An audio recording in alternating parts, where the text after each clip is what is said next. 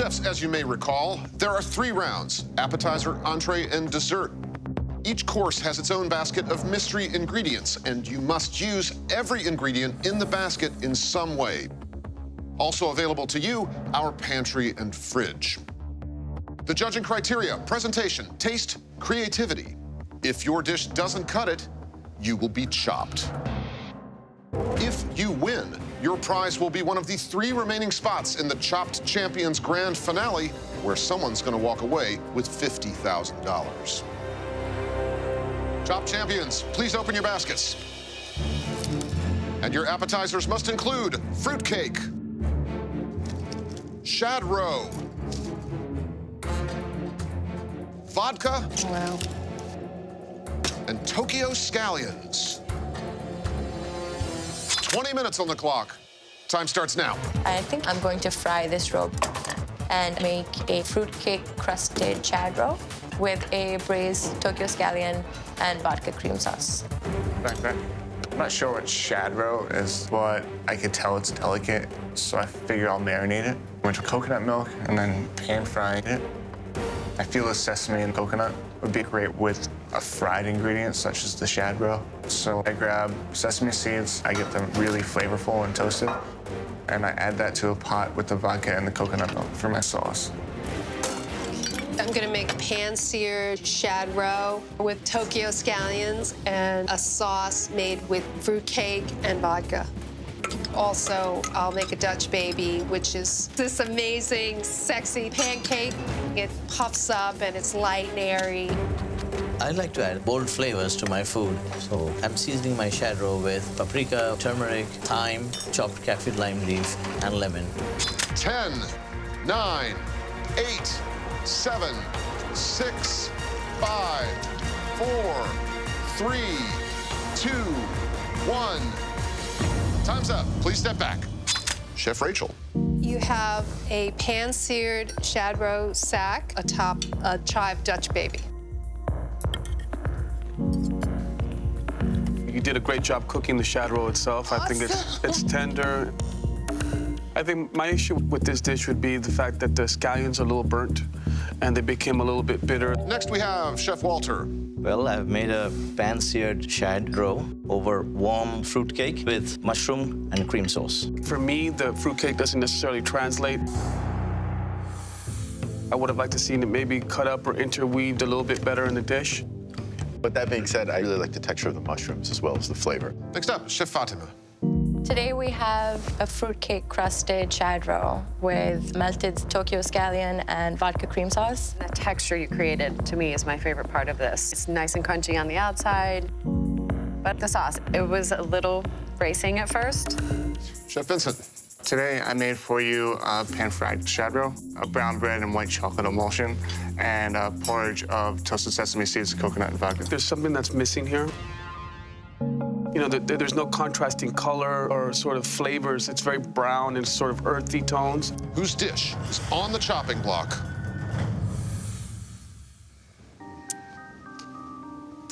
Chef Rachel, you've been chopped. Champions, please open your baskets for the entree course. And you must use squab. Squab is almost like a baby pigeon. I'm hoping that wasn't from the streets of New York. A jar of peanut butter and jelly. Red quinoa. And karela. You'll have 30 minutes on the countdown clock, starting now. With the squab, I'm gonna trim off the wings, and I'm gonna baste the breast whole, and I'm gonna make the sauce with the legs. I started toasting the quinoa because I wanted to develop some flavor. The dish that I decide to make is peanut butter and jelly glazed squab. The first thing I do is cut off the wing tips of the squab and throw it in a hot saute pan so it can roast. I want some spices and herbs to complement the style of cooking that I grew up with. And so I infuse bay leaf, cardamom, and a little bit of oregano in chicken stock. It is a surprise for me to get squab, and I'm quite flummoxed. I have not really prepared a squab. I am very careful on how I work with this scrawny little bird. Because if I serve an overcooked squab, I know I'm going to get chopped. I'm going to pan-sear my squab and use the bones to build a sauce and use the peanut butter and jelly as a component in the sauce. 10, 9, 8, 7, 6, 5, 4, 3, 2, 1. Time's up. Please step back. Chef Walter. I prepared a roasted squab with quinoa pilaf and a peanut butter sauce. I think the squab just needs some seasoning. And next we go to Chef Fatima. You have in front of you peanut butter and jelly roasted squab, braised karelas with dried mango and onion, and a cardamom quinoa pilaf. The legs are cooked perfectly. The breast, unfortunately, is overcooked. But I really like the karela. There's a lot of depth of flavor. It's very good. Thank you. Chef Fatima, thank you. Thank you very much. Next up, Chef Vincent. What I made for you today is herb-basted squab, toasted quinoa, and compressed bitter melon. Squab is gorgeous. I mean, it's cooked perfectly, and you should be proud of that. But the quinoa is undercooked. Whose dish is on the chopping block?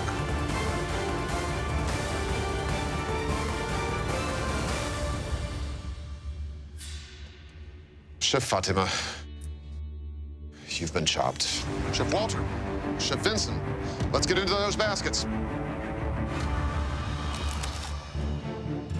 And for dessert, you must use mitmita, sauterne, cream-filled snack cakes, and cottage cheese. You have 30 minutes for this final round, starting now. I'm taking my inspiration from the molten chocolate cake. The first thing what I do is I beat up my eggs and sugar, and then I add in a little flour and cottage cheese to make a nice batter. I'm a little stumped. My mind's starting to race. And I remember a recipe for like ricotta gnocchi, and I decided that I'd do a take on that with the cottage cheese and the mitmita. I get 1 cup of flour, 1 egg, and sugar. I substitute the ricotta with the cottage cheese, and then I flavored that with the mitmita to try to add a little bit of a spicy, salty element to it. 10, 9, 8, 7, 6, 5, 4, 3, 2, 1. Time's up, chefs. Please step back. Chef Vincent, what'd you make? Today I made for you a mitmita and cottage cheese dumpling with an unbaked brownie and a fruit compote. I think the dumplings are my favorite part of this dish. The texture is good, but the brownie and the sauce are very, very sweet. I could have cut back the sugar in the compote. You didn't need any sugar at all. It's really sweet. I mean, it's cloyingly sweet. But the dumplings are an awesome idea. And it's very well balanced, color-wise, texture. Thank you. Last dessert, Chef Walter.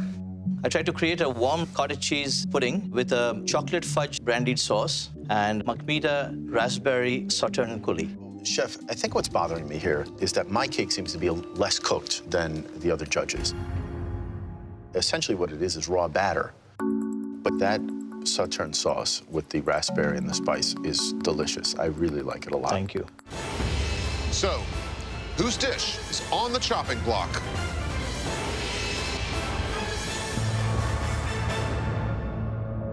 Chef Walter, you've been chopped. That means, Chef Vincent Petrillo, that you are once again the chopped champion. Congratulations, man. Well done, brother.